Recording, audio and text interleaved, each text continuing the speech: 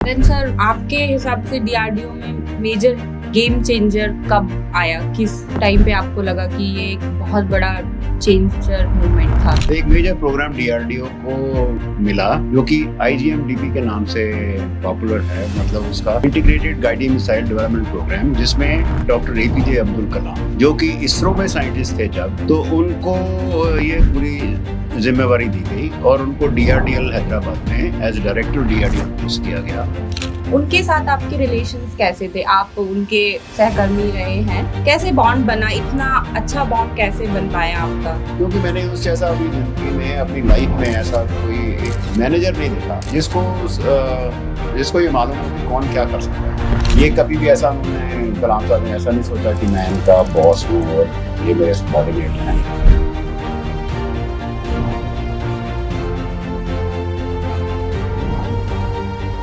एक inspirational leader थे वो। That I will faithfully execute the office of the President of India. Doctor Kalam की एक बहुत बड़ी उपलब्धि थी कि उन्होंने ये प्रोग्राम को, जैसे आईजीएमडीपी को प्रोग्राम को चलाया और कैसे उन्होंने पूरे प्रोग्राम को मैनेज किया है, ये एक बहुत बड़ी उपलब्धि है। और उन 5 प्रोग्राम, जो 5 मिसाइल प्रोग्राम थे, जैसे अग्नि, पृथ्वी, त्रिशूल, आकाश और नाग।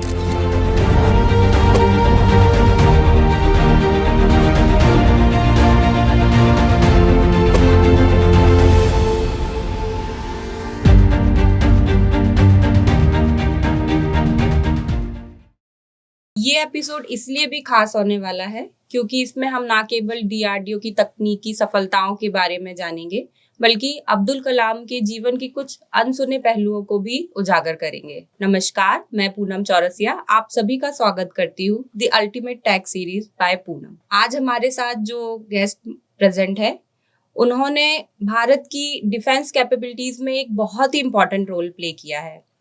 Our honourable guest AK Chakkar sir, ये एक डीआरडीओ लैब के रिटायर्ड डायरेक्टर रह चुके हैं। इन्होंने यूएस एम्बेसी में 5 साल as a counsellor defence technology work किया है और ये डॉक्टर एपीजे अब्दुल कलाम के सहकर्मी रहे हैं। Hello sir, it's an honour to have you in our show. बहुत बहुत धन्यवाद आपको मेरे शो पे बुलाने के लिए। धन्यवाद। तो हम बिल्कुल शुरू से शुरू करते हैं। डीआरडीओ कैसे ज्वाइन किया आपने? उस टाइम पे क्या प्रोसीजर थी? आज के टाइम से उस टाइम में क्या डिफरेंस आपने फील किया? इससे पहले कि मैं आपको डीआरडीओ ज्वाइनिंग करने की बात करूं, मैं अपने बारे में थोड़ा सा एक्सप्लेन करना चाहूँगा। मेरा जन्म 1947 में, जो कि ईयर ऑफ पार्टीशन था इंडिया का, उस साल में पैदा हुआ हूँ मैं, और एक मिडिल क्लास फैमिली में। और मैंने पूरी मेरी अपनी जो एजुकेशन हुई है मेरी पंजाब में हुई है। उसके बाद मैंने दिल्ली कॉलेज ऑफ इंजीनियरिंग से मैकेनिकल इंजीनियरिंग में ग्रेजुएशन किया। और उसके बाद में मेरा सिलेक्शन यूपीएससी के थ्रू, जब डीआरडीओ में सिलेक्शन होता था, तो मैं यूपीएससी के थ्रू सिलेक्ट होके डीआरडीओ ज्वाइन किया, जो कि as a class 1 gazetted officer, जिसको सीनियर साइंटिफिक ऑफिसर ग्रेड 2 बोलते थे जब। अब वो साइंटिस्ट BC तक हो गया है, वो चेंजेस हो गए हैं। तो मैंने 1969 में डीआरडीओ ज्वाइन किया एज SSO2। और एक आपको ये बताना चाहूँगा कि उस वक्त मेरी salary as class 1 gazetted officer 600 रुपया नियुक्त हुई थी। ओह माय गॉड, ये तो लेकिन 600 रुपया उस जमाने में एक बहुत बड़ी चीज़ होती है, तो थी राइट। तो उसके बाद में डीआरडीओ ज्वाइन करने के बाद में मेरी पोस्टिंग डीआरडीएल में हैदराबाद में हो गई। ओके। और मैंने मैकेनिकल इंजीनियरिंग में किया था, तो सबसे पहले मेरे को वहाँ पे प्रोडक्शन, जो भी वहाँ के मिसाइल के कंपोनेंट प्रोडक्शन है, उसमें मैंने योगदान दिया।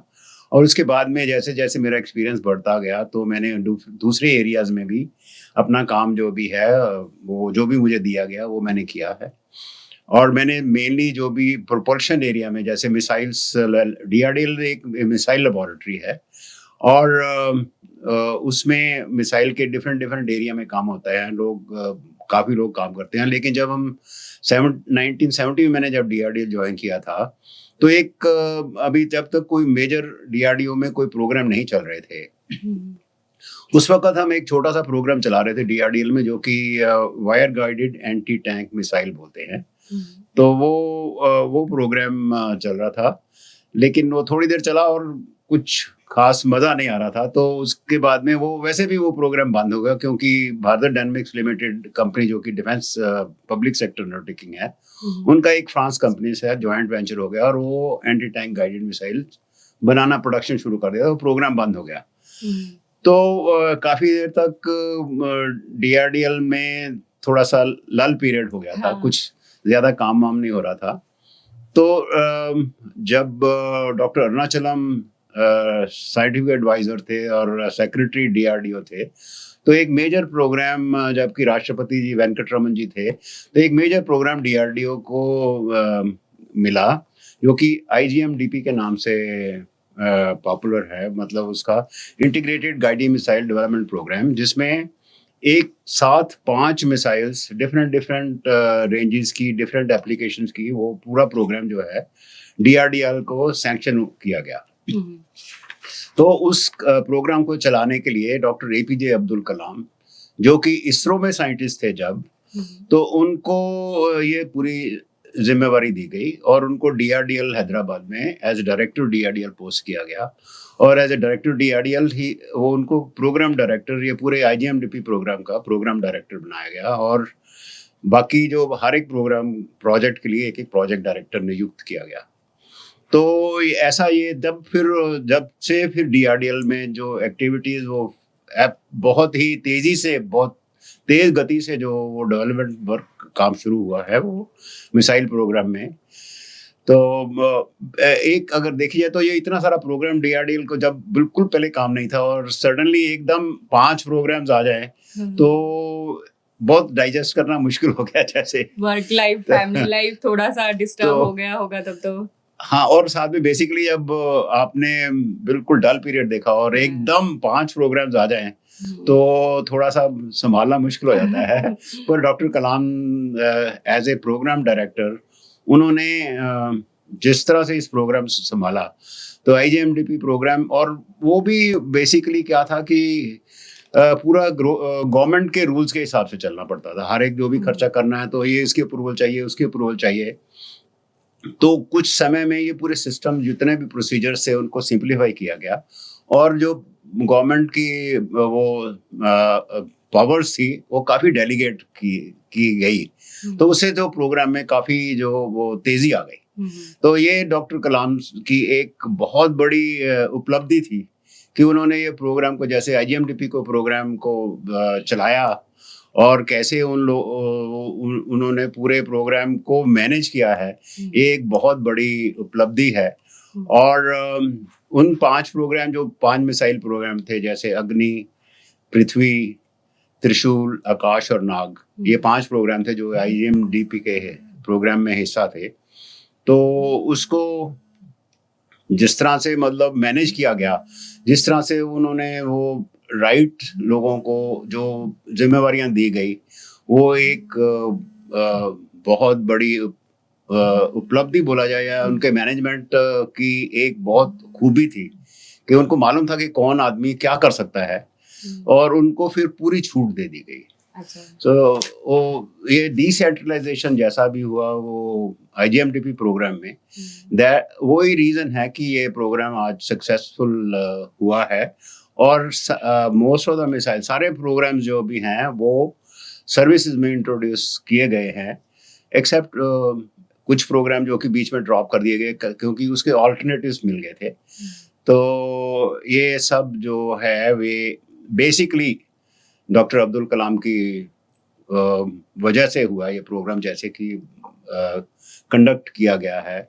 उससे पूरे जो DRDO के पूरे रूल्स में जो चेंजेस लाए गए हैं, इसमें भी सारा जो श्रेय है वो पूरा डॉक्टर कलाम जी को मिलना चाहिए।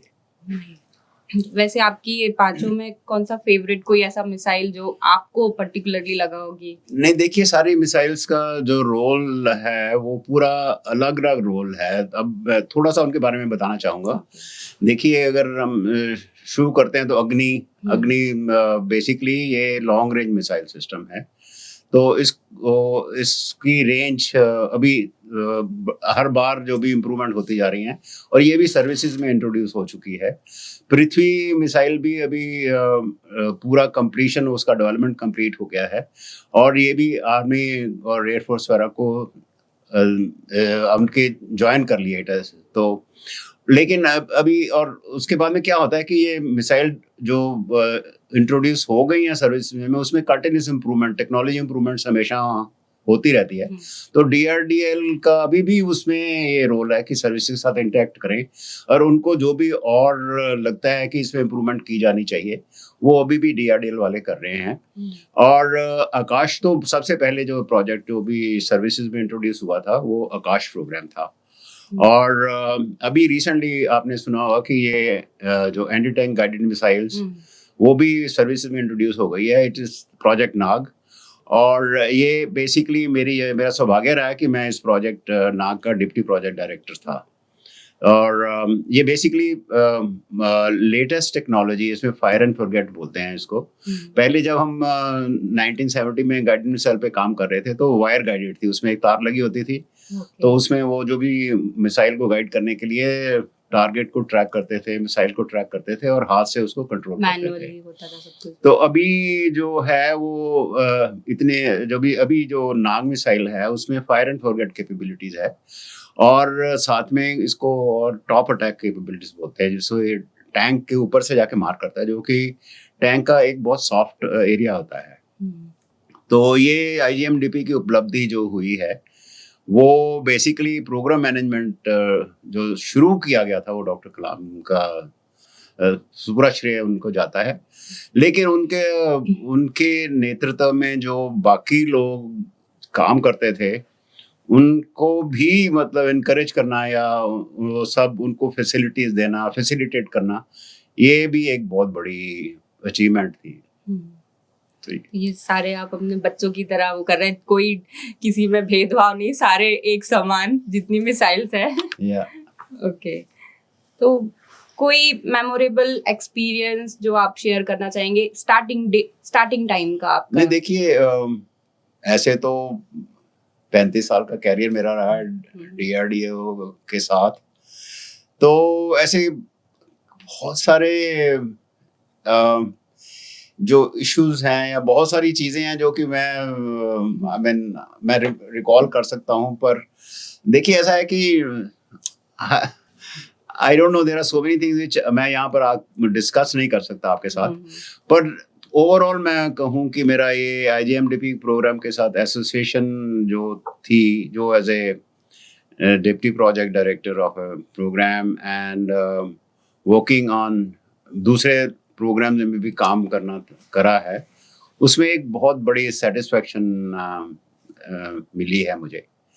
और बस, और स्पेशली जो मैं एक मैकेनिकल इंजीनियर हूँ, तो जो मेरा एक्सपोजर हुआ है प्रोजेक्ट्स वगैरह में काम करने से, वो तो बिल्कुल बहुत ही ज़्यादा वाइड एक्सपोजर हुआ है। तो टेक्नोलॉजी, स्पेशली जो टेक्नोलॉजी डेवलपमेंट के एरिया में मेरा काफ़ी योगदान रहा है DRDL में। स्पेशली देयर आर 2 टेक्नोलॉजी में मेंशन करना चाहूँगा कि जो मैंने जिसमें उसको डेवलप करने में मेरा काफ़ी योगदान रहा है। बेसिकली एक वो मैकेनिकल इंजीनियरिंग की 2 टेक्नोलॉजी हैं जिसमें मैं स्पेशली मेंशन करना चाहूँगा। एक वो आई एम टॉकिंग कि 74-75 में एक टेक्नोलॉजी जो कि मिसाइल्स के लिए बहुत क्रिटिकल थी, वो थी वैक्यूम ब्रेजिंग। तो वो टेक्नोलॉजी इंडिया में नहीं थी, तो USA से मेरे को USA भेजा गया। उसके लिए मैंने 5-6 महीने एक कंपनी में काम किया, और वो टेक्नोलॉजी वो USA से करी, और जो अब की रेगुलरली अभी वो प्रोग्राम्स में यूज़ हो रही है। और दूसरी टेक्नोलॉजी जो जर्मनी में डेवलप हुई थी वो फ्लो फॉर्मिंग टेक्नोलॉजी थी। उसमें उसके लिए भी मेरे को जर्मनी जाना पड़ा। तो वो 5-6 महीने में वो कंपनी में काम करके वो टेक्नोलॉजी को वापस इंडिया में लाया गया। और वो टेक्नोलॉजी मल्टी यूज टेक्नोलॉजी थी, जो कि डिफेंस में काम आती है और एटॉमिक एनर्जी में भी यूज होती थी। तो वो टेक्नोलॉजी DRDL वालों ने एटॉमिक एनर्जी वालों के साथ भी शेयर करी थी। सर, आपके हिसाब से DRDO में मेजर गेम चेंजर कब आया? किस टाइम पे आपको लगा कि ये एक बहुत बड़ा चेंजर मूवमेंट था? देखिए, मैंने अभी पहले आपसे बात करी है इसके बारे में। 1982 एक साल था, एक ऐसा वर्ष था जिससे डीआरडीएल की पूरी स्ट्रक्चरल चेंजेस की गई। और जैसे कि पहले ये डिपार्टमेंट एक पूरा सरकारी नियमों के अनुसार चलता था। हर एक चीज़ के लिए दिल्ली से अप्रूवल आना चाहिए था। कुछ भी खर्च करना है या कुछ भी करना है तो अप्रूवल जो थी वो दिल्ली से आती थी। लेकिन ये आईजीएमडीपी प्रोग्राम बनने के बाद में, मैं सिर्फ डीआरडीएल की बात कर सकता हूँ, बाकी लैब्स के में शायद वो सिस्टम इतनी इम्प्लीमेंट नहीं किया गया, लेकिन डीआरडीएल में ये पूरा पावर डिसेंट्रलाइजेशन स्कीम चलाई गई, जैसे कि प्रोग्राम डायरेक्टर्स और प्रोजेक्ट डायरेक्टर्स को फाइनेंशियल पावर्स और दी गई, जैसे कि वो काम में स्पीड तेजी से काम हो। तो वो एक बहुत बड़ा चेंज आया डीआरडीएल के स्ट्रक्चर में। और दूसरा, ये जो इतना पूरा आईजीएमडीपी का प्रोग्राम जो सैंक्शन हुआ था, उसमें एक सिर्फ डीआरडीएल काम नहीं था। डीआरडीएल चाहे नोडल एजेंसी रही है मिसाइल प्रोग्राम के लिए, लेकिन क्योंकि एक मिसाइल में सारी तरह की टेक्नोलॉजीज आती हैं, उसमें मैकेनिकल की हैं, कंप्यूटर्स भी है, एवियोनिक्स भी है, तो डीआरडीएल की काफ़ी लेबोरेटरीज प्रोग्राम में शामिल थी। तो ये पूरी डिफेंस लेबोरेटरीज के बीच में एक ऐसा आईजीएमडीपी प्रोग्राम की वजह से बहुत कोऑर्डिनेशन एक्टिविटीज बहुत ज़्यादा हो गई। और ऐसा सिस्टम भी बनाया गया ताकि वो रेगुलरली मीटिंग्स हों, जिसके बारे में वेरियस सब सिस्टम जो भी उनके मिसाइल्स के हैं उनके बारे में डिस्कशन, टेक्निकल डिस्कशन की जाए। तो एक नया कल्चर स्टार्ट हो गया डीआरडीएल में। तो मैं ये कहूँगा कि आईजीएमडीपी प्रोग्राम का सैंक्शन एक बिल्कुल एक मील का पत्थर साबित हुआ, जो डीआरडीएल की से स्टार्ट हुआ, लेकिन पूरे डीआरडीओ में इसका असर दिख रहा है। तो सर, आप डीआरडीओ लैब के डायरेक्टर रहे हैं, तो एज अ डायरेक्टर आपने क्या चुनौतियां आपको मिली? आप अपने यंगस्टर्स को कैसे उनको मोटिवेट करते थे काम को लेके? देखिए, मैं आपसे इसके बारे में एक ऐसा कहना चाहूँगा कि मैंने डीआरडीएल में रह के बहुत कुछ सीखा है।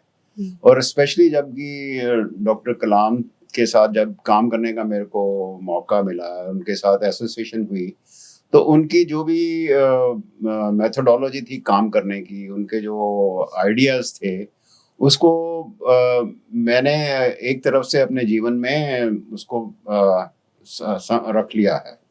रख लिया था। तो वो मैं उसी को ही सेना जो डॉक्टर कलाम साहब जैसे करते थे, क्योंकि मैंने उससे ऐसा अभी ज़िंदगी में, अपनी लाइफ में ऐसा कोई एक मैनेजर नहीं देखा जिसको ये मालूम हो कि कौन क्या कर सकता है, किसकी क्या कैपेबिलिटीज़ है और उनको कैसे उसकी कैपेबिलिटीज़ को एक्सप्लॉइट किया जाए। तो वो एक क्वालिटीज थी। और उसको फिर जब उसको चूज किया जाए तो उसको फिर पूरी फ्रीडम दी जाए कि ये आपकी जिम्मेवारी है, जो भी है आपने ही करना है। तो ये एक क्वालिटी थी जो कि आपको आगे जाके पूरा प्रोग्राम मैनेजमेंट करने में आपको बहुत लाभदायक हुई है। और दूसरा, ये एक डीआरडीएल में काम करने का तरीका ही बिल्कुल अलग था।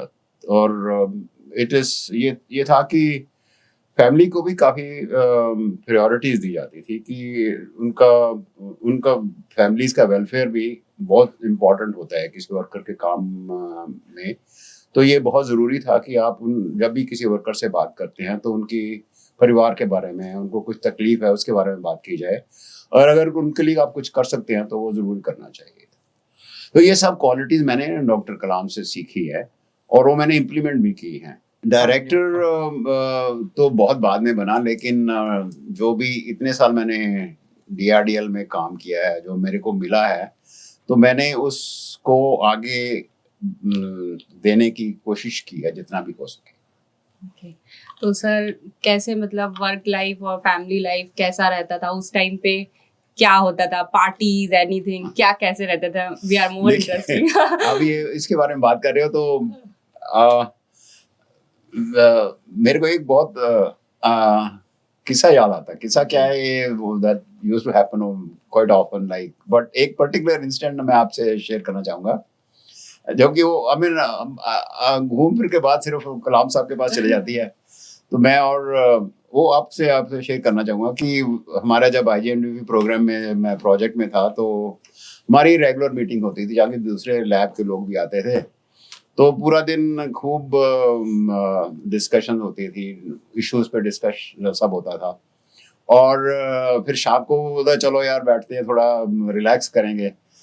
तो ऐसा ही हम गेस्ट हाउस में, मैं वो पर्टिकुलर इंसिडेंट आपसे रिलेट करना चाहता हूँ। जैसे एक दिन हम गेस्ट हाउस में बैठे थे, तो हमारे जो भी कोलीग्स दूसरी लैब से आए थे, तो we were having a drink in the guest house.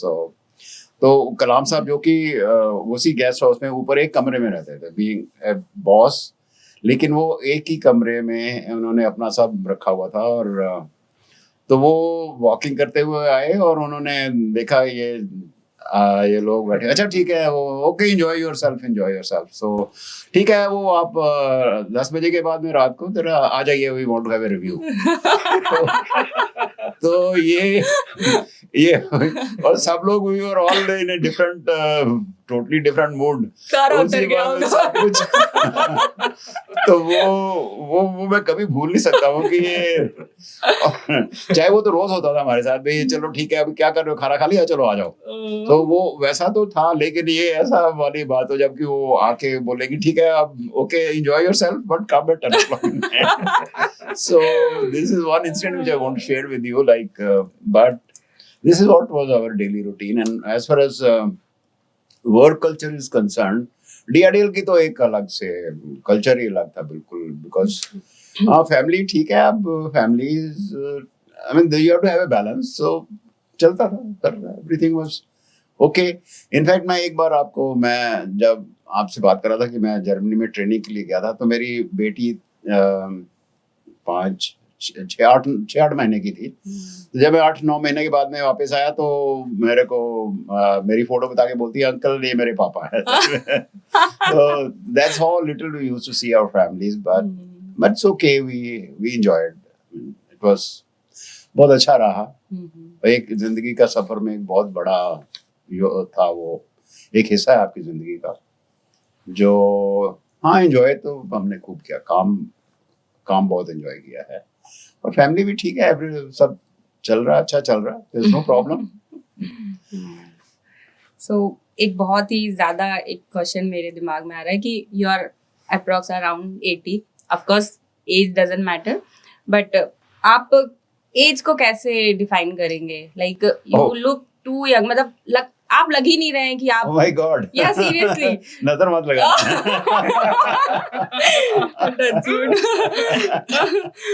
देखिए ऐसा है कि yes, I crossed 77, and in fact I'll be crossing 78 in February. So since I was born in 47, so next year I'll be completing 77 years of age. So मेरा एक I don't know एक तरीका रहा है कि ठीक है, live your life and enjoy yourself. Every day is important, and basically somebody told me, basically when we were discussing this, it's not the years in your life, it's basically life in years that matter. So it's basically what how you live your life. So it's life in your years means how do I live? How do I pass my years? It should be full of life. Seriously. I should not just I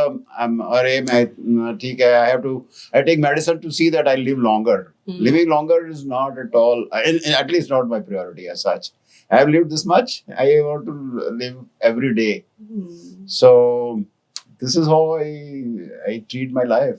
Okay. So I enjoy every day. So I don't think I have bad habits, but I have all good habits.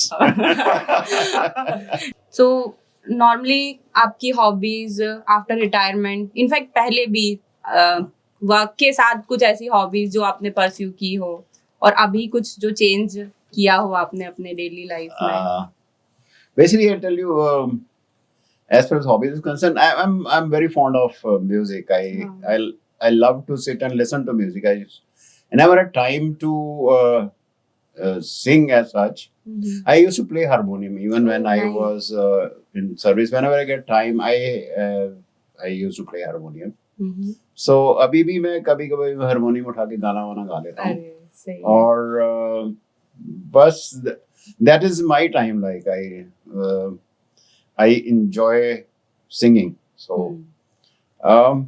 whether somebody likes or not, I don't care. No, मैं बिल्कुल आप यदि कुछ सुनाना चाहें तो मैं बहुत ईगरली कुछ सुनना चाहूंगी यदि आप कुछ शेयर करें तो.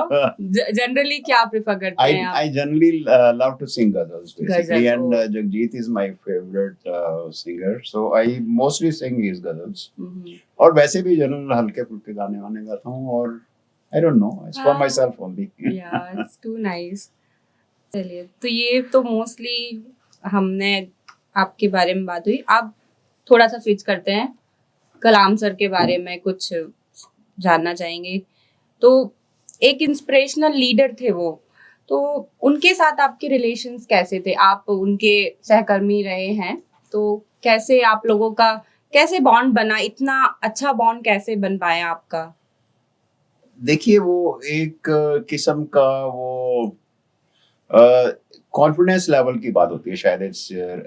ऐसे वर्किंग जो भी व्हेन यू वर्किंग टुगेदर, जब एक सहकर्मी होता है तो एक दूसरे के ऊपर कितना कॉन्फिडेंस आपका होता है कि आप जो भी जिम्मेवारी दी जाएगी उसको अपने पूरे जोश के साथ या पूरे हिसाब से उसको पूरा करेंगे.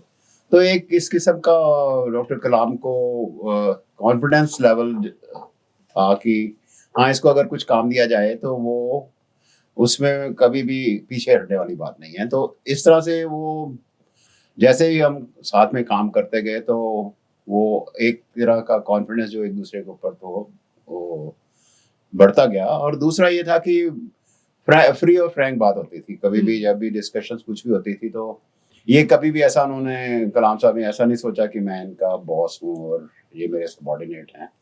तो वो कभी भी जब भी कुछ भी डिस्कशन होती थी तो बिल्कुल लेवल डिस्कशन होती थी.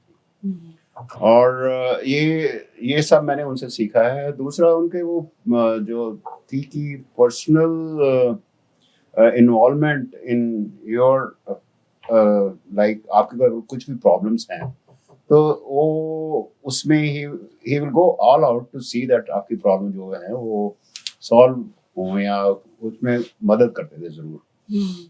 और वो आपके जो भी फीलिंग्स थी उनकी वो बहुत कदर करते थे. ये एक बहुत इम्पोर्टेंट बात है कि आपका जो बॉस है वो समझता है कि आपकी क्या प्रॉब्लम्स हैं. तो वो सब उसी की वजह से हमारा रिलेशनशिप बहुत ही बढ़िया रहा. और दूसरा ये था कि वो भी ये पसंद करते थे कि मैं उनके साथ, मुझे भी अच्छा लगता था कि उनके साथ कुछ ज़्यादा जितना हो सके उतना समय बिताऊं. तो बस ऐसा ही चलता रहा. और कोई पर्सनल स्टोरी आप यदि शेयर करना चाहें? देखिए, मैंने उनके साथ इतना समय साथ में बिताया है कि अब वो जैसे मतलब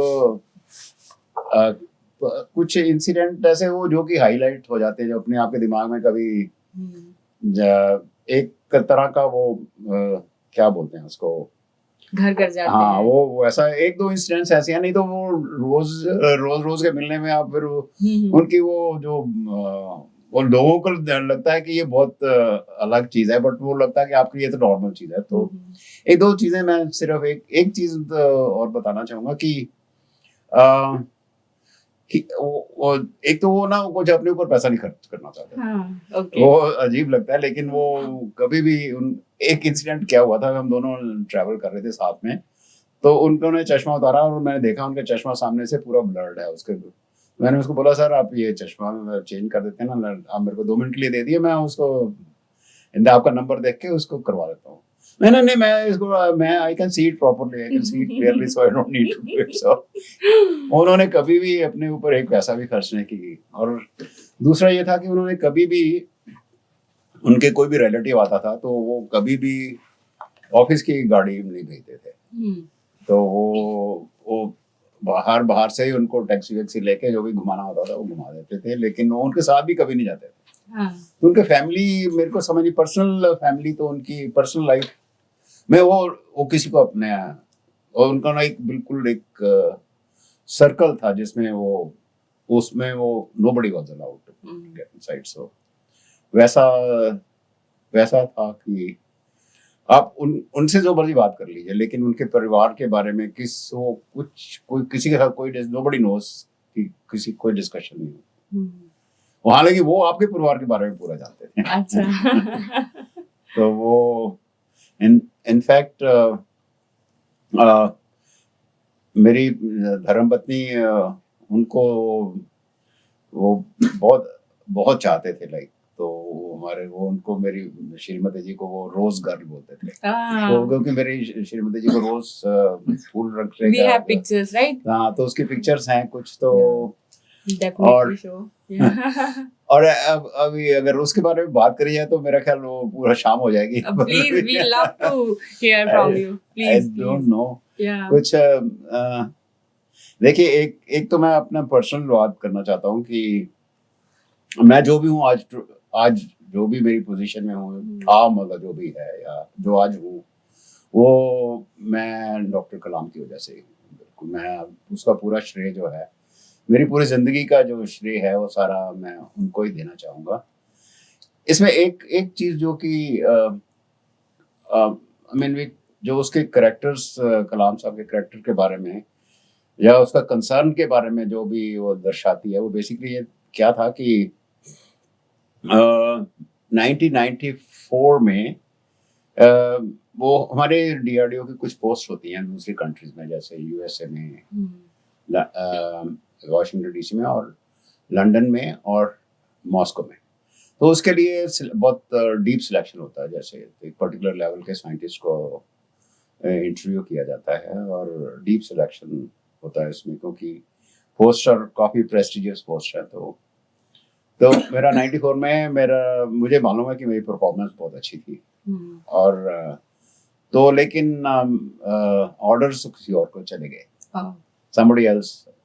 तो मैंने ऐसे ही, तो क्योंकि मेरी क्लोजनेस थी, तो मैं उनके यहाँ गया, वो गेस्ट हाउस में, जब वो दिल्ली में सेक्रेटरी बन चुके थे जब, तो आए तो मैं उनके यहाँ गया। मैंने कहा, सर मुझे भी पता है और आपको भी पता है कि मेरी परफॉर्मेंस सबसे अच्छी थी। तो उन्होंने कहा, चेकर योर कुछ और, there were other considerations, interview was only one part of it. ठीक है, इट्स ओके।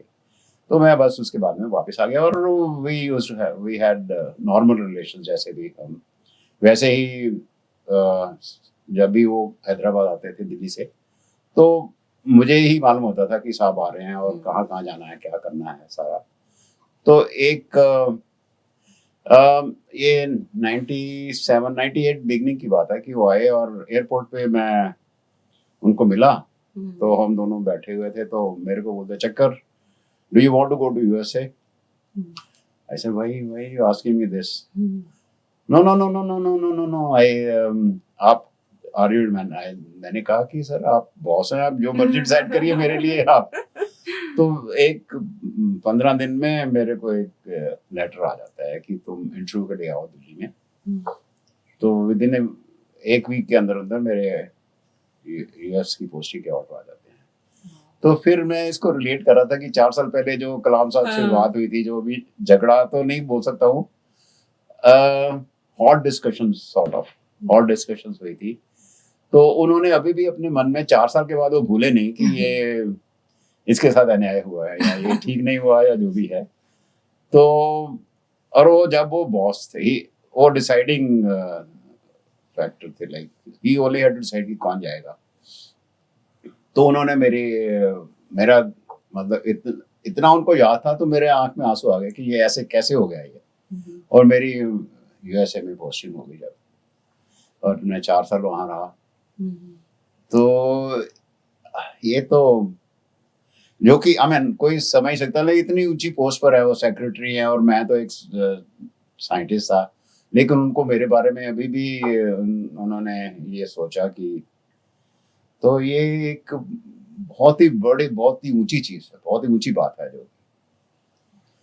तो और अगर कलाम साहब के साथ मैं क्या क्या बोलूं, मुझे कुछ समझ नहीं आता। सब कुछ सुनना चाहते हैं हम आपसे। अब तो इतना लंबा एसोसिएशन था, तो और जब ये एक बार मैं जब यूएसए में था तो मेरी बेटी की शादी यूएसए में हुई थी, तो मैंने कलाम साहब से बात करी।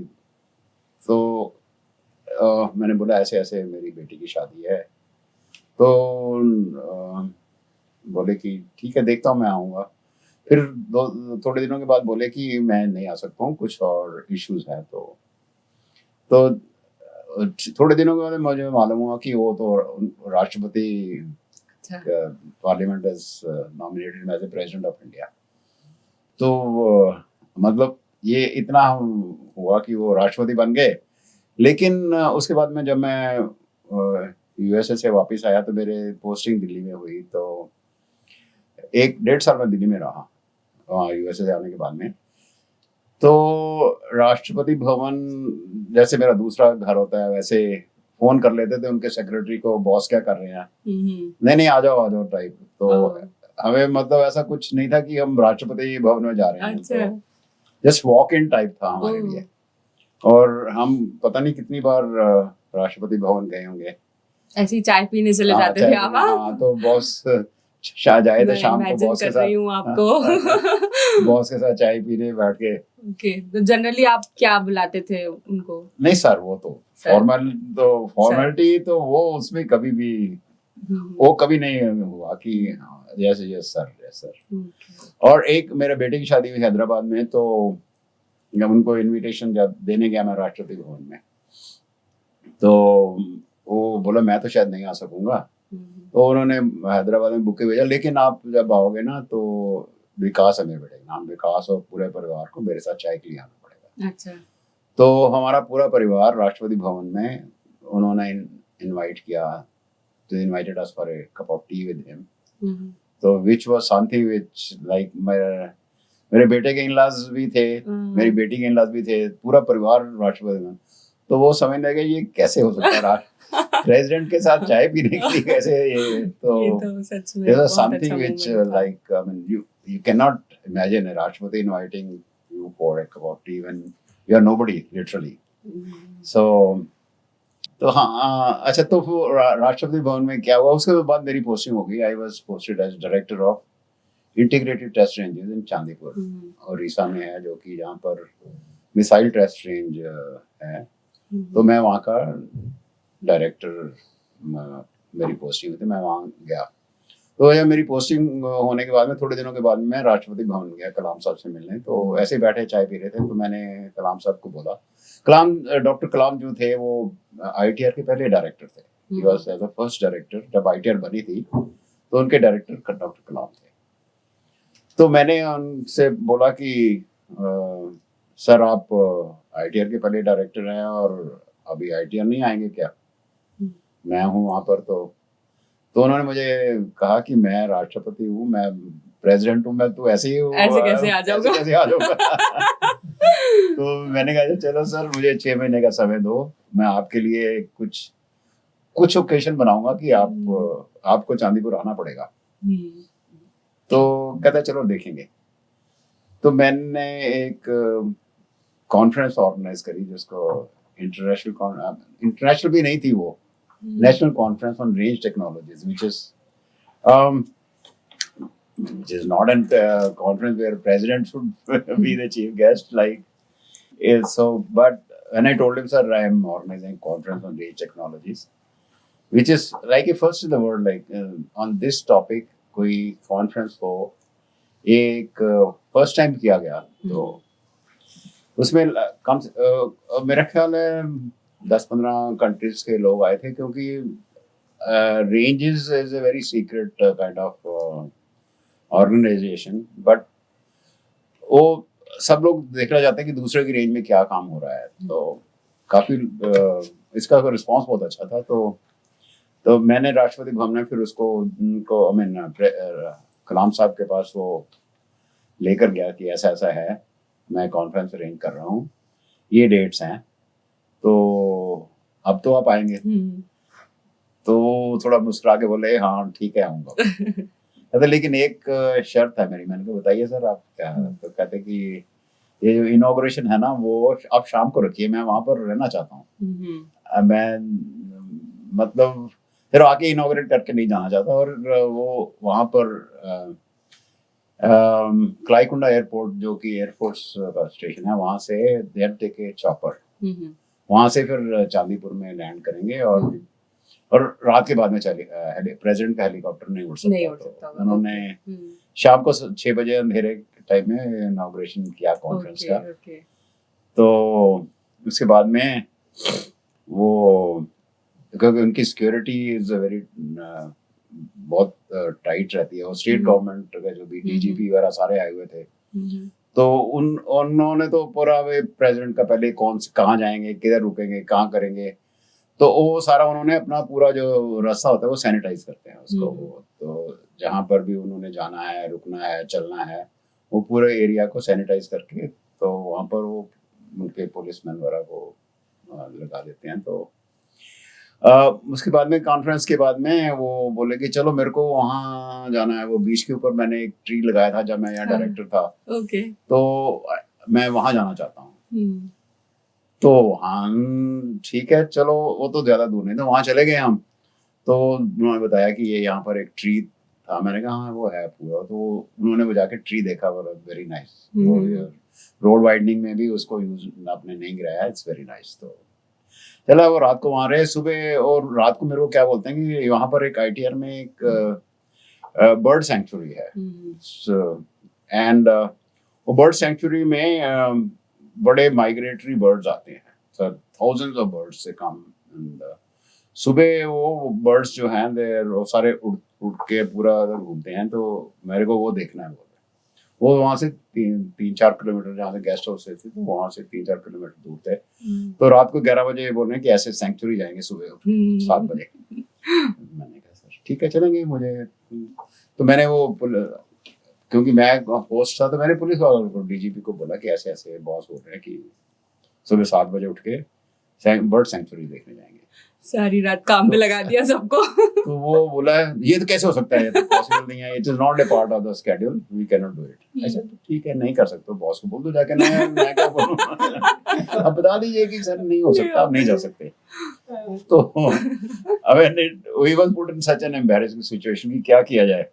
फिर वो उन्होंने फिर पूरा वो रास्ते 2-3 किलोमीटर है पूरा रास्ता था, रात को सैनिटाइज किया, और सुबह 7 बजे मैं उनको लेके बर्ड सेंचुरी लेके गया।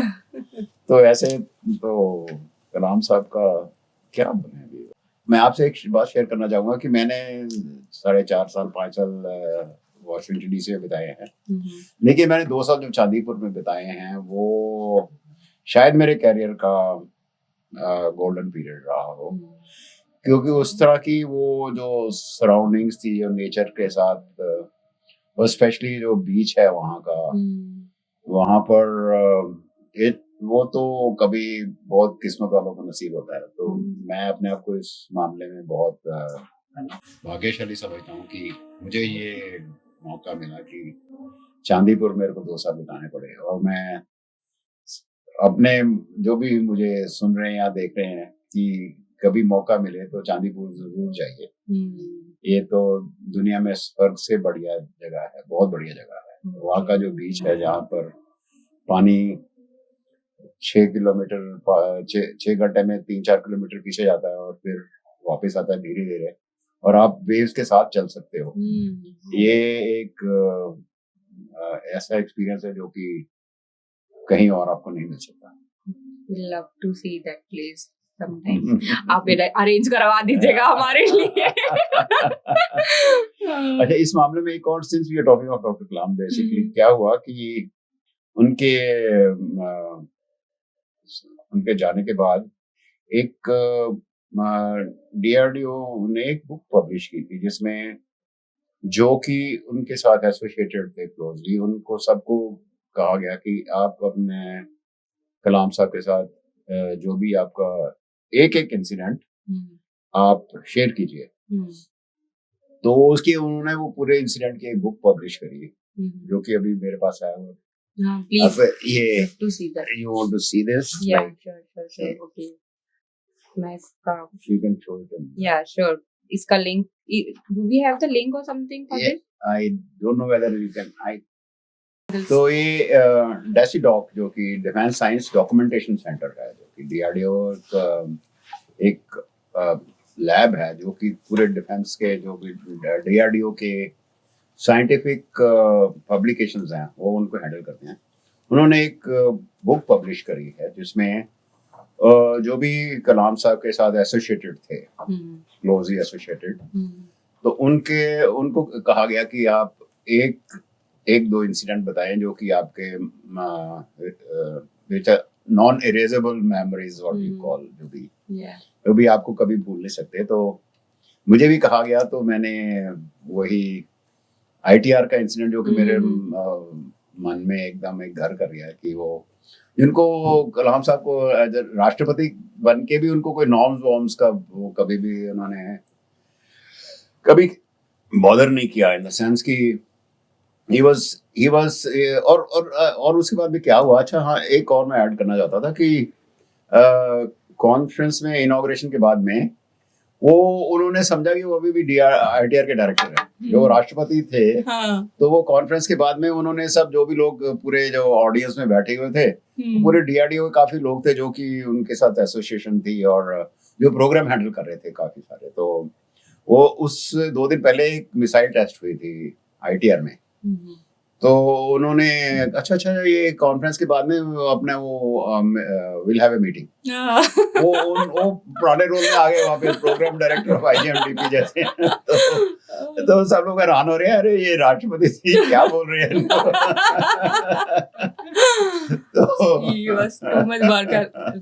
तो ये लॉट ऑफ फन देयर। या तो मैं ये बता रहा था कि और डॉक्टर कलाम राष्ट्रपति बनने के बाद भी ये नहीं भूले कि वो डीआरडीओ में आईजीएमडीपी प्रोग्राम के प्रोग्राम मैनेजर हैं। तो ये तो मतलब ये समझ नहीं आता कि आदमी वो अपने ये रोल को कैसे, हम लोग कैसे भूल सकते हैं कि बस उनकी सारी यादें अभी यादें ही रह गई हैं, क्या कर सकते हैं। आपके थ्रू इतना कुछ उनके बारे में जानने मिल रहा है, ये एक ब्लेसिंग है हमारे लिए कि इतना कुछ आपके थ्रू हम जान पा रहे हैं। तो सर कुछ और बात करते हैं, जैसे डॉक्टर कलाम हमेशा से युवाओं के लिए एक प्रेरणा स्रोत रहे हैं। तो डीआरडीओ में काम करने वाले जो साइंटिस्ट रहते थे वो कैसे, मतलब उनको कैसे वो मोटिवेट करते थे काम को लेके कि हाँ तुम्हें करना है, या कैसे ऐसा क्या स्ट्रेटजीज रहती थी, कैसे आप उसको? देखिए, मैंने शायद इसके बारे में अभी बात करी थी। ऐसा था कि वो जो भी साइंटिस्ट जो भी थे वो पहचानते थे कि कौन क्या कर सकता है, किसी कैपेबिलिटीज क्या है, और एक बार पहचान करने के बाद में वो उनको पूरा एम्पावर करते थे कि ये काम आपका है, आपको जो भी चाहिए इस काम को पूरा करने के लिए वो उसको पूरा देते थे और फिर पूरी छूट दे देते थे। और फिर और उसमें के बाद में वो कभी भी ये उसमें वो क्या, आई डोंट नो क्या बोलना चाहिए, उसमें कभी भी आप उनको वो डिस्टर्ब नहीं करते थे कि आप आइए हमारे साथ डिस्कस करिए, बस अगर आपको कुछ प्रॉब्लम है डिस्कस करिए, नहीं तो मैं सिर्फ रिजल्ट चाहिए मुझे। तो वो बहुत रिजल्ट ओरिएंटेड थे। और दूसरा ये था कि वो उनका वो जो फोकस था वो बहुत ये था कि यही काम अचीव करना, और दूसरे इश्यूज के साथ उनको कोई मतलब डिस्टर्ब नहीं होते थे। कैसे जो छोटी मोटी लैब में प्रॉब्लम्स होती थी तो वो इसको छोड़ दो, मेरा प्रोग्राम ये है, आईजीएमडीपी प्रोग्राम को आगे बढ़ाना है, इसको सफल देखना चाहता हूँ। बाकी जो भी छोटी मोटी इश्यूज है उनको तो बिल्कुल ध्यान नहीं देते, डोंट बॉदर, ये सब इम्पोर्टेंट नहीं है, मेरे लिए इम्पोर्टेंट ये है कि ये प्रोग्राम्स आगे बढ़े, result finally result. Basically it was a focused approach, और वही जो भी उनके साथ काम करते थे सबका यही था कि आपको ये काम दिया गया है, आपको क्या चाहिए वो भी दिया जाएगा, आपको पूरी फ्रीडम है काम करने की। तो वो फिर सब लोग जब ऐसी सिचुएशन में आ जाते हैं तो मेरे को तो ये है कि सब लोग परफॉर्म भी करते हैं, और किसी की जो भी पर्सनल रिक्वायरमेंट्स हैं, पर्सनल इश्यूज हैं, वो भी उन्होंने जितना भी हो सकता था कोशिश करते थे कि इनकी पर्सनल प्रॉब्लम भी सॉल्व हो जाएं। तो बेसिकली यही था कि अगर आप किसी पर्सनल इश्यूज को भी रिजॉल्व कर सकते हो या उनकी मदद कर सकते हो और उनको एम्पावर करते हो तो आउटपुट तो होगी ही होगी। तो कुछ टाइम बॉन्ड ऐसा कुछ रहता था आप? नहीं, देखिए टाइम बॉन्ड तो हर एक चीज अगर आपने कुछ मिसाइल की बात करते हैं, मिसाइल असेंबल करनी है तो वो हर एक चीज टाइम पे पहुंचनी चाहिए तभी तो असेंबल होगी ना। अगर एक पार्ट भी, एक स्क्रू भी नहीं पहुंचा टाइम पे, अगर बाकी सब कुछ आ गया लेकिन एक स्क्रू नहीं पहुंचा तो मिसाइल असेंबल नहीं हो सकती। तो टाइम कंस्ट्रेंट्स या टाइम इश्यूज आर देयर हर एक चीज में ही चाहिए, और स्पेशली आप बहुत बड़े बड़े प्रोग्राम चला रहे हो तो time management is definitely important. ये तो बहुत जरूरी है कि हर एक चीज समय से हो। हाँ, लेकिन जैसे डेवलपमेंटल एक्टिविटी में आप बोल सकते हो कि सेटबैक्स भी हो जाते हैं कभी, तो वो सब देख के, सब उसको कंसिडरेशन में लेके ही प्रोग्राम चलते हैं। तो वही सब हमने सीखा है बस। क्योंकि अब तो सारी चीजें काफी स्ट्रीमलाइंड हैं, बट आपके टाइम पे तो सब कुछ नया नया रहा होगा, तो फिर सब कुछ वो मैंने शायद जैसे आपको पहले बताया है कि IGMDP से पहले का क्या सिचुएशन थी, कैसे ऑर्गेनाइजेशन चलती थी, सरकारी तरीके से चलता था सब कुछ, और हर एक सैंक्शन के लिए दिल्ली जाना पड़ता था, वो फाइल भेजो, फाइल के ऊपर साइन होंगे, फिर वहां से होगा, वो पूरा कल्चर ही खत्म हो गया जैसे। और वो कल्चर स्पेशली DRDL और IGMDP प्रोग्राम के लिए उन्होंने सारा ये पूरा नया कल्चर जो है वो शुरू किया, तभी तो ये प्रोग्राम काफी सक्सेसफुल है। अभी देखो पूरी मिसाइल्स सर्विसेज में चाहे समय ज्यादा लगा, क्योंकि उस समय जब ये प्रोग्राम अप्रूव हुए थे तो इतना नॉलेज नहीं था कि आप समय की और कॉस्ट की एस्टिमेट्स करें ठीक से हो जाए। तो वो इसलिए वो अभी सब लोग ये बोलते हैं कि आपने तो 8 साल में बोला था ये मिसाइल बन जाएंगी, अब तो 15 साल हो गए हैं, अभी तक कुछ नहीं हुआ। तो मैं इस मामले में ये कहना चाहूंगा कि उस वक्त इतनी शायद हमारे पास नॉलेज नहीं थी कि हम प्रॉपरली फोरकास्ट कर सकें। तो ये इसमें ये नहीं है कि किस कोई काम, और फिर टेक्नोलॉजी चैलेंजेस आते हैं कई बार, आप सोचते कुछ हो लेकिन वैसा होता नहीं है।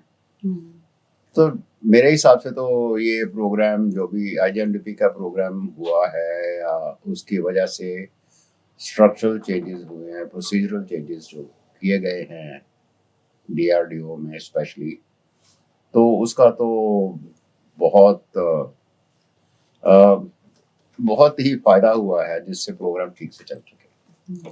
तो सर अब आप कैसे बताएंगे कि आज डिफेंस टेक्नोलॉजी इंडिया की वो किस दिशा में जा रही है, लाइक AI और अदर साइबर सिक्योरिटीज या फिर हाइपरसोनिक जो हम मिसाइल्स हैं, तो उसमें आज कैसा चेंजेस हो रहा है, किस दिशा में जा रहा है हमारा? देखिए, एक चीज मैं अभी आपसे ये शेयर करना चाहूंगा कि जैसे पहले वो सीक्रेसी की जो चादर थी वो अभी काफी बिल्कुल खत्म हो चुकी है। अब हर एक को मालूम है कौन क्या कर रहा है, क्योंकि सब कुछ ओपन में है। तो जो उसकी वजह से जो भी इनपुट्स आती हैं, जैसे पहले हम IGMDP प्रोग्राम में काफी हमारी टेक्नोलॉजीज इम्पोर्टेड थी, तो वो इम्पोर्टेड टेक्नोलॉजी में रिस्ट्रिक्शंस थी या जो भी था, और हमारी इतनी कैपेबिलिटीज नहीं थी कि हमारे वो, जैसे फॉर एग्जांपल जैसे हम कई आपको IC चिप्स वगैरह चाहिए तो वो इम्पोर्टेड होते थे, या काफी ऐसे सब सिस्टम जो थे वो हमको दूसरे देशों के ऊपर निर्भर करना पड़ता था। तो इसलिए IGMDP प्रोग्राम में काफी डिलेज भी हुए हैं बेसिकली, क्योंकि आप आत्मनिर्भर नहीं थे। तो अभी जो सिचुएशन है जैसे अभी चल रहा है, तो आत्मनिर्भरता की एक फोकस्ड अप्रोच हो गई है, और जो बेसिक टेक्नोलॉजीज हैं उनके ऊपर भी काम हो रहा है, जो कि पहले नहीं था। पहले हम सिर्फ प्रोग्राम के ऊपर ध्यान देते थे कि हमको ये प्रोग्राम चलाना है, और बेसिक टेक्नोलॉजीज जिनके ऊपर अब काफी जोर शोर से काम हो रहा है। और दूसरा ये है कि अभी पहले जैसे जितने भी डिफेंस टेक्नोलॉजीज थी, it was sort of in a closed environment, आप किसी के साथ प्राइवेट में शेयर नहीं करते थे। प्राइवेट सेक्टर वो को इन्वॉल्व भी नहीं किया जाता था। बेसिकली एक हाइप थी कि ये सीक्रेसी वाली हाइप थी, जो अभी काफी डाइल्यूट हो चुकी है बेसिकली अगर देखा जाए तो। अभी जो प्राइवेट ऑर्गेनाइजेशंस के साथ जो technology development, defence technology developments हो रही हैं, वो काफी पोर्शन उसका जो है वो प्राइवेट सेक्टर में भी हो रहा है। तो दूसरा ये है कि अभी वर्ल्ड जो मार्केट है इतनी ओपन हो चुकी है कि रिस्ट्रिक्शंस का लगाने का कुछ मतलब भी नहीं होता अभी। पहले जैसे फॉर एग्जांपल जैसे हमने पहले जब मैं इंडियन एम्बेसी में काउंसिल ऑफ डिफेंस टेक्नोलॉजीज था, तो बेसिकली मेरा ड्यूटी ये था कि मेन प्रोग्राम जो इंडिया यूएसए में चल रहा था वो एलसीए का था, लाइट कॉम्बैट एयरक्राफ्ट के साथ। तो उसमें काफी जो मेजर सब सिस्टम थे वो यूएसए से इम्पोर्टेड थे, जैसे इंजन था, हाइड्रोलिक सिस्टम था, एवियोनिक्स थी, ऐसे।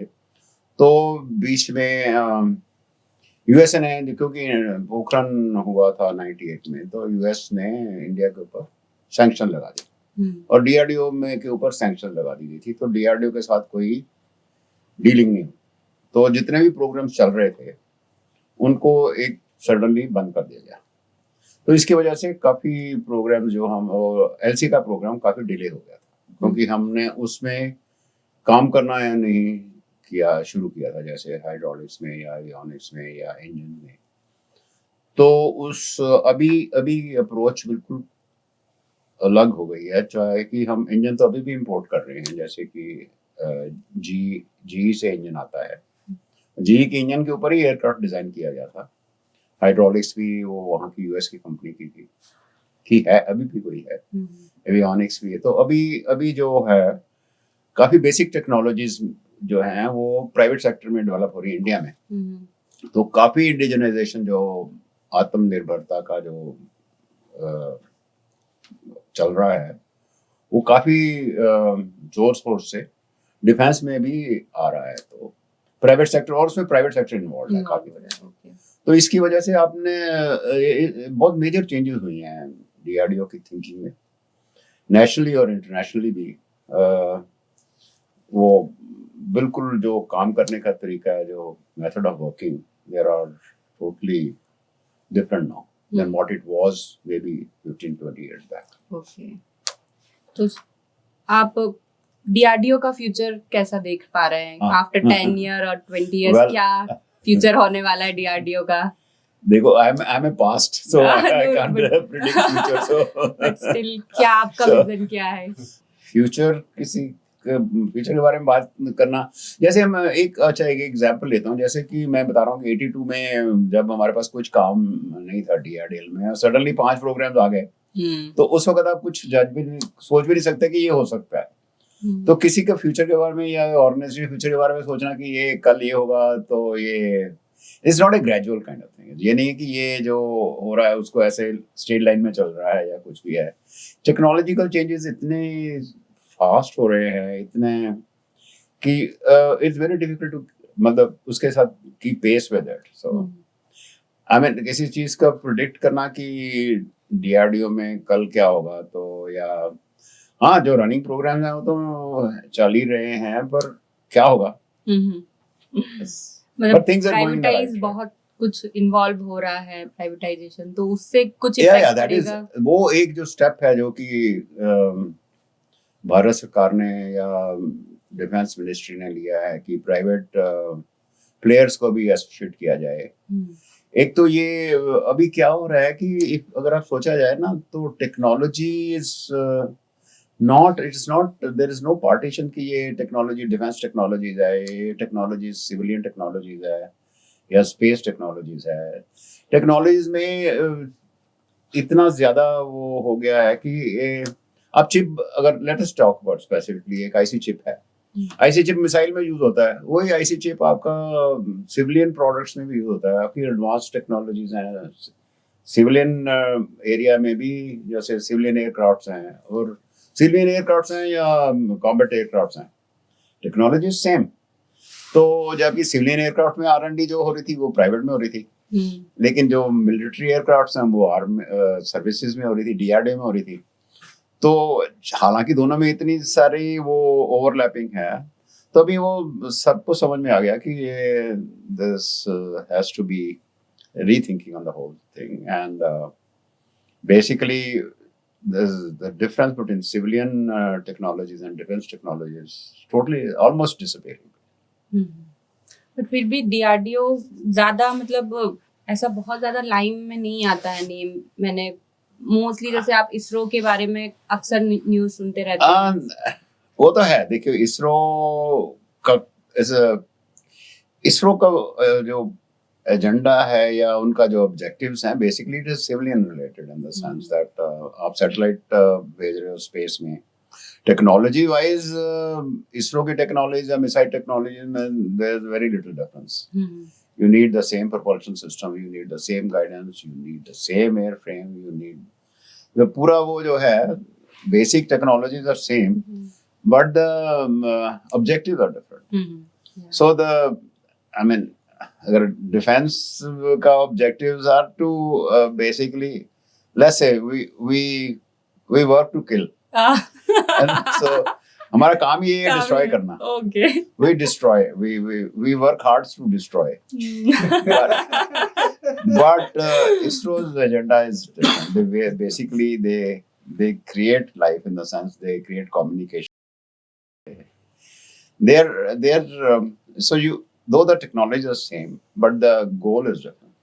Right. So that's the difference between DRDO and ISRO, or for that matter. Okay, that's why थोड़ा कम न्यूज़ में भी कम ही इंफॉर्मेशन आता है, बहुत ज्यादा नहीं। अभी तो देखिए इतना सोशल मीडिया का वो हो गया है कि आप कुछ भी छुपा नहीं सकते, कुछ भी कहाँ से क्या करोगे आप। आप सबको मालूम है मिसाइल में क्या क्या होता है, सबको मालूम है वो मिसाइल या स्पेसक्राफ्ट में या जो भी आपका वो लॉन्चर है सेम तो है।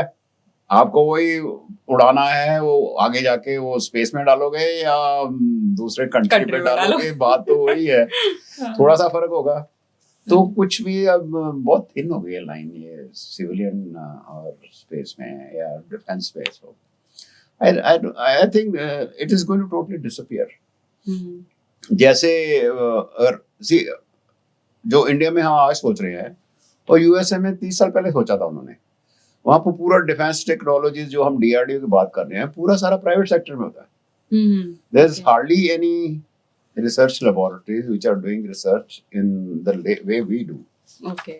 Most of the research activities related to missiles are done by private sector. Missiles हैं या aircrafts, defense aircrafts हैं और private sector में। हमारे यहाँ सारा अभी पूरा defense में है, sector अलग है। तो वो यहाँ पर भी अब वो culture आएगा ही, आना ही है और कुछ। Otherwise it's very difficult, very expensive. You can't run major program by defense। Civilian में अलग रिसर्च हो रही है और डिफेंस में अलग रिसर्च हो रही है, ऐसा नहीं होता कभी। ओके सर, सो आप आज के यंगस्टर्स को क्या मतलब सलाह देना चाहेंगे डिफेंस रक्षा क्षेत्र में अपने आप को कैसे वो योगदान दे सकते हैं? देखिए ये बेसिकली कोई भी एरिया हो, जैसे डिफेंस टेक्नोलॉजीज में काम कर रहे हो या कहीं और काम कर रहे हो, बेसिकली इश्यूज तो सेम ही होते हैं सब जगह। दैट आपको कुछ रिस्पॉन्सिबिलिटी दी गई है और उसको आपको पूरी तरह उसको निभाना है, चाहे आप किसी भी सेक्टर में हो। तो वो उसको कभी ये नहीं बोल सकते कि आपको इसके लिए कुछ स्पेशल क्वालिटीज चाहिए या कुछ ऐसा कुछ नहीं है। ओनली मैं सिर्फ यही कहना चाहता हूँ कि थोड़ा सा फर्क ये है कि आप जो कर रहे हैं, जो भी आप अगर डिफेंस डीआरडीओ में है बेसिकली, तो आपको लगता है कि आप कुछ जो दूसरे लोगों से आगे हैं, इन द सेंस कि आप थोड़ा सा देश के लिए कुछ कर रहे हो, डायरेक्टली आपको थोड़ा सा फीलिंग आती है। वो फर्क है। बाकी अदरवाइज तो बिल्कुल like you have to be dedicated. तो जो भी आप काम कर रहे हैं, जैसे भी कर रहे हैं, तो आपको फुल डेडिकेशन तो चाहिए ही चाहिए किसी भी काम में। और आजकल इतना कंपटीशन हो चुका है बेसिकली कि अगर आप नहीं अपना पूरा योगदान नहीं दे रहे हैं तो आपको ही इसमें नुकसान हो सकता है, इन द सेंस कि हर एक चीज आजकल कॉम्पिटिटिव है, तो you have to stay in the race. Everywhere it's a race, whether it is DRDO or whether it is private sector or public sector for that matter. तो बस यही है कि have your proper dedication and take your responsibility seriously. That's तो मतलब आजकल ऐसा है, जनरली मेंटालिटी हो गई है लोगों की कि प्राइवेट सेक्टर में दे हैव पे स्केल, मतलब ज्यादा पे है। नॉर्मली हमारे मतलब गवर्नमेंट सेक्टर में उतना अच्छा पे नहीं मिलता है। तो क्या मोटिवेशन आप मतलब हो सकता है काम करने के लिए, क्योंकि ऑलरेडी जो लोग काम कर रहे हैं डीआरडीओ में एक बहुत अच्छा माइंड है जो काम कर रहा है, वो माइंड यदि प्राइवेट सेक्टर में काम करेगा तो शायद करोड़ में अर्न कर सकता है। नहीं, देखिए आप जो बात कह रहे हैं वो एक पहलू है सिक्के का। हाँ। ये जो अब जो it's the question of earning more money or work and all that, it has a charm, it has a limited charm, right? Okay, मैंने मेरे अपनी जिंदगी के 35-36 साल डीआरडीओ को दिए हैं और मुझे अभी आज मेरे को 17 साल हो गए रिटायर होने के बाद में, और 2007 में रिटायर हुआ था। उसके बाद में मैंने प्राइवेट सेक्टर में 10 साल काम किया है, कॉर्पोरेट सेक्टर में basically, but that was of course a different kind of work. तो मोटिवेशन जब मेरे को पैसे का, प्राइवेट सेक्टर में मैंने काम किया तो मेरे को पैसे की जरूरत नहीं थी, बट ये अच्छा लगा कि मैं अपने आप को कुछ सोसाइटी को दे रहा हूँ, चाहे किसी भी फॉर्म है, प्राइवेट सेक्टर का या जो भी है। तो वो जो फीलिंग है ना, वो बहुत इम्पोर्टेंट है। और ये प्राइवेट सेक्टर और पब्लिक सेक्टर में चूज करना, it is individual choice basically. आप ये कह नहीं सकते कि ये अच्छा है या वो अच्छा है। मैं आपको ये बताना चाहता हूँ कि जैसे डीआरडीओ में अगर वैकेंसीज निकलती हैं साइंटिस्ट की, तो the country scream apply for it. ये ऐसा नहीं है कि लेफ्ट ओवर आदमी आते हैं डीआरडीओ में। तो IITs के, ISC या वेरियस टॉप नॉच इंस्टीट्यूशंस, अब अभी डीआरडीओ में देख लीजिए, मोस्ट ऑफ द साइंटिस्ट जिन्होंने पिछले सालों में ज्वाइन किया है, वो सारे मोस्ट ऑफ देम, और बहुत डीप सिलेक्शन होता है, ऐसा नहीं है। तो पूरे जो भी साइंटिस्ट हैं यहाँ पर, वो top notch in their organisation, they have in a pretty good position and all that. तो उनको कुछ ना कुछ तो फीलिंग हो गई कि मैं डीआरडीओ ज्वाइन कर रहा हूँ। तो मेरे को बाहर दूसरी कंपनी में भी 4 गुना पैसा मिल सकता है। तो मेरे को भी इनफैक्ट एक बार बीच में ऑफर आई थी, जब मैं की साइंटिस्ट 8-10 साल की सर्विस के बाद में। तो उस वक्त मैं शायद पैसे की भी ज्यादा जरूरत थी बच्चे के लिए, तो पता नहीं एक मन में एक डिसीजन लिया कि नहीं, प्राइवेट सेक्टर नहीं, मैं बहुत खुश हूँ यहाँ पर। तो आज उसका जो फल है मैं देख रहा हूँ, आई एम हैप्पी, बहुत खुश हूँ। मैंने डीआरडीओ में कंटिन्यू किया। वर्क सेटिस्फेक्शन है yes. यहाँ पर वर्क सेटिस्फेक्शन है, बहुत डेफिनेटली है। और एक आपको आपको थोड़ी सी सिक्योरिटी एक्स्ट्रा भी है। ये नहीं है कि कल को आपका प्राइवेट में आपका बॉस आपसे नाराज हो जाता है तो यू कैन बी आपको कहेगा कि कल मत आओ, तो ऐसा वो नहीं हो। तो यहाँ पर ऐसा, मतलब मान लीजिए आपके बॉस से लड़ाई हो गई, तो आपका ठीक है, आप दूसरी जगह पे चले जाइए, you can ask for a change in the department and all that. आपको नहीं अच्छा लग रहा, ठीक है, पर ये नहीं कि बॉस बोलेगा कल से काम पे मत आओ। तो ये फर्क है। सिक्योरिटी भी इम्पोर्टेंट है। और आपको एक फीलिंग भी होती है कि आप किसी प्रोग्राम के ऊपर काम कर रहे हो, हाँ वो भी एक बहुत बड़ी फीलिंग है। ये वर्सेटाइलिटी चाहे रहती बाहर से होगी। आपको लगता है कि इससे क्या है, हाँ मेरे को मिल तो वही 1.5 लाख रुपया मिल रहा है, वहां मैं बाहर जाऊंगा मेरे को 10 लाख रुपए की नौकरी मिल रही है। तो अब दोनों में से चूज करना है, तो ये आपको पूरा टोटल पिक्चर देखनी पड़ती है। कैनॉट सी ओनली दिस की पैसा है, money is one part of it, not of course, it's not the whole thing. Okay. So that's what I feel that. और अभी DRDO getting the best talent in the country.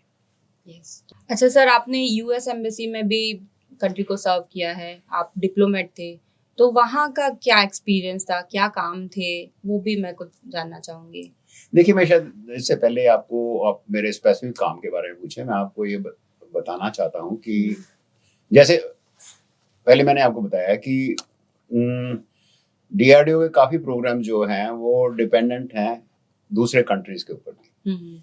जैसे और America में कुछ joint programmes चल रहे हैं, Europe में चल रहे हैं, रशिया में हैं, डिफेंस प्रोग्राम्स हैं, और टेक्नोलॉजी डेवलपमेंट के प्रोग्राम्स हैं। तो हर एक एम्बेसी में, हर एक में, ये 3 जगह पे डीआरडीओ के साइंटिस्ट को पोस्ट किया जाता है, ताकि वहाँ जो जॉइंट प्रोग्राम चल रहे हैं उनको फॉलो किया जाए, उनमें कुछ चेंजेस लाने हैं या कोऑर्डिनेशन करनी है, तो वो आप उसको फॉलो अप कर सकें और उसको प्रोसेस कर सकें। तो उसके लिए एक पोस्ट वाशिंगटन डीसी में है, जो कि मेन उस वक्त जब मेरी पोस्टिंग हुई थी तो main programme was light combat aircraft, जो कि डीआरडीओ का प्रोग्राम था। उसमें काफी एक्टिविटीज जो थी वो, जैसे मैं बताया कि वहाँ पर मोस्टली एक्टिविटीज जो प्राइवेट सेक्टर में होती हैं, तो जी वालों के साथ जो है उनका इंजन जो है वो एलसी में लगता है, और हाइड्रोलिक सिस्टम्स उनके एलसी में लगते हैं, एवियोनिक्स भी वहाँ से आती थी, और काफ़ी सब सिस्टम जो थी यूएसए से आते थे। तो ये मेरा जॉब ये था कि आप इन कंपनीज के साथ कोऑर्डिनेट करें कि कहीं कुछ कम्युनिकेशन गैप पर ना, और बीइंग ए टेक्निकल पर्सन आपको समझ होनी चाहिए कि you are not only a manager but you participate in that whole program and all that. So that's how that's a job, and they put a person of a senior level in ये embassy में post करते हैं, और बहुत काफी deep selection होता है, जैसे कि 3 पोस्ट हैं और एक पर्टिकुलर लेवल के साइंटिस्ट को ही पोस्ट किया जाता है। अच्छा, स्पेसिफिक कुछ होता है साइंटिस्ट? हाँ, एक साइंटिस्ट जनरली ये साइंटिस्ट एफ लेवल, ओके। और साइंटिस्ट एफ लेवल के इक्विवेलेंट जो, सिंस अगर आप एमईए में एम्बेसी में पोस्ट कर रहे हो तो उनका जो स्ट्रक्चर है वो मिनिस्ट्री ऑफ एक्सटर्नल अफेयर के स्ट्रक्चर में आप वहां पर फिट होते हो। ओके। तो एज ए काउंसलर लेवल जो एम्बेसी जो मिनिस्ट्री ऑफ एक्सटर्नल अफेयर में एक काउंसलर लेवल होता है, तो वो काउंसलर का दर्जा जो है वो मुझे दिया गया था। अच्छा, ओके। तो basically it's a diplomatic position, so you have all diplomatic privileges. Okay. So same वही जो है वो बाकी 2 कंट्रीज में भी है, लेकिन एक बाकी काफी कंट्रीज में, ये तो 3 कंट्रीज में है, काफी कंट्रीज में आर्मी, एयरफोर्स और नेवी के अटैचेस हैं, बट उनका जो कोऑर्डिनेशन जो होता है वो अलग किस्म का होता है। वो टेक्निकल कोऑर्डिनेशन नहीं करते हैं, वो बेसिकली जो भी मिलिट्री रिलेशंस के बारे में बात करते हैं। अच्छा। तो ये उनकी इन एडिशन टू दैट ये डीआरडीओ वालों ने 3 जगह वो सोचा है कि जहाँ के जॉइंट प्रोग्राम्स जहाँ चल रहे हैं उनको फॉलो अप किया जाए, कोऑर्डिनेट किया जाए। ओके। तो ये काम था मेरा। ओके, तो क्या प्रिविलेज वहाँ पर आपको? नहीं, privilege is a diplomat, you got diplomatic immunities if you call. You don't pay any, I mean, this is of course known, it's a common knowledge that you don't pay taxes, you have diplomatic immunities. Okay. So like ME officers, you get a diplomatic immunity. So that you can work without any fear or something like that. Achha. So that's what, yeah. Okay, nice. Okay. तो sir जैसे अभी बात की scientist F में आप वहाँ पर posted हुए, तो जनरली लोगों को शायद नहीं पता होगा कि क्या एक हायरार्की है। तो क्या आप बताएंगे डीआरडीओ में कैसे क्या, ये बहुत बेसिक सा क्वेश्चन है, बट यस बहुत सारे लोगों को नहीं पता होगा कि डीआरडीओ में जैसे आप आई थिंक साइंटिस्ट जी से रिटायर्ड हुए, तो ये क्या हायरार्की है यदि आप बताएं? नहीं देखिए, किसी भी ऑर्गेनाइजेशन में प्रमोशन का स्ट्रक्चर तो होता ही है। तो जब मैंने ज्वाइन किया था तब तो प्रमोशन बहुत स्लो होती थी। लोग 2-4 प्रमोशन में रिटायर हो जाते थे। अच्छा। तो अभी सिचुएशन काफी बदल चुकी है, बिकॉज कंपटीशन आउटसाइड जो है वो कंपटीशन, जैसे आप बोल रहे हो कि प्राइवेट सेक्टर और पब्लिक सेक्टर में या डीआरडीओ में, तो थोड़ा सा डिफरेंस तो ये होगा कि अभी प्रमोशन बहुत फास्ट हो गई है। और बेसिकली जब कोई साइंटिस्ट ज्वाइन करता है, साइंटिस्ट की बात कर रहा हूँ मैं, स्टाफ की बात नहीं कर रहा हूँ। साइंटिस्ट तो वो साइंटिस्ट बी एक बोलते हैं, starting point of starting career जब एक साइंटिस्ट करता है, वो साइंटिस्ट बी ज्वाइन होता है। तो इस तरह से B C D E F G, then outstanding scientist, scientist H and all that kind of thing. So then तो वो what should I say, तो basically it's a promotion. तो scientist GH like director level पे आके scientist G और H जो है वो नॉर्मली डायरेक्टर होते हैं। पर अभी तो इतने सारे साइंटिस्ट हो गए, तो एक लैब में 10-10 20-20 साइंटिस्ट जी हैं। तो जब हमारा टाइम था तो साइंटिस्ट जी बहुत रेयर था, तो जनरली डायरेक्टर और साइंटिस्ट जी होंगे। तो अभी तो H आगे हो गया, तो things are different. Promotions लोगों की बहुत फास्ट हो रही हैं। तो that is basically to attract scientists कि आप यहाँ पर कैरियर अपॉर्चुनिटीज हैं।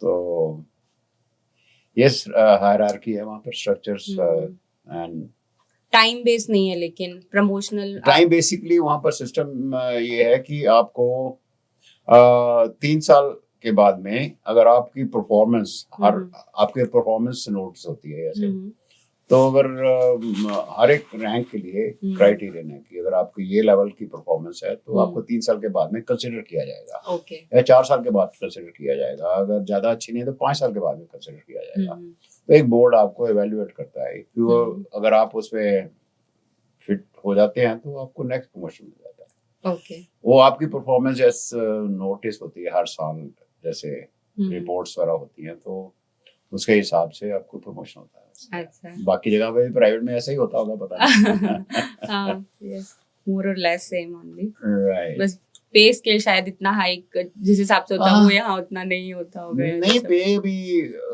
देखा जाए तो if you are, I mean, you are having moderate living habits and all that, DRDO में कुछ ऐसा दिक्कत नहीं है।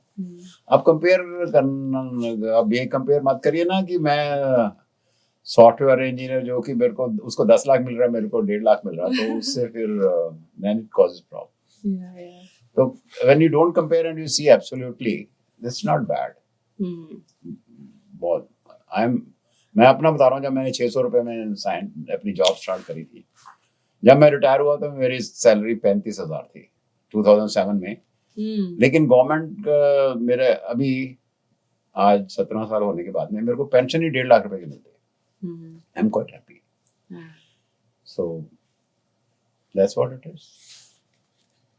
As I told, money is a part of the whole game. It is, though it is important, but आपसे मिलने के बाद सीरियसली ऐसा लग रहा है कि मनी सच में सेकेंडरी होता है। It is important, but not the only thing. There are so many other things. Point के बाद फिर उतना नहीं होता होगा। Okay sir, alright.